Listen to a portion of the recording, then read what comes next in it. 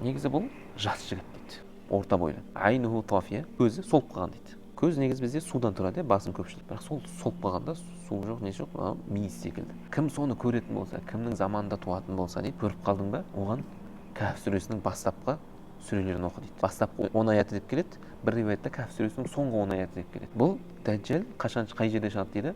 Бұл Ирак пен Шамның арасындағы жолда шығады. Ирак пен Шамды білеміз ғой, қай жерде тұратын. Шам Турцияның асты жағы. Ирак сол Ираннан ары жағы Ирак болып табылады. Ирак, Шам жым-жақын бір-біріне. Бұның ортасындағы жолда шығатын болады дейді. Кәдімгі адам кейпінде болады. Бұл адам болады. Бұл адам, бірақ Алла Тағала бұған күш қуат беріп қойған да. Фаата яминан ва ата шималан я ибадаллах фатбуту. Сөйтіп оң жаққа қарап, сол жаққа қарап не дейді?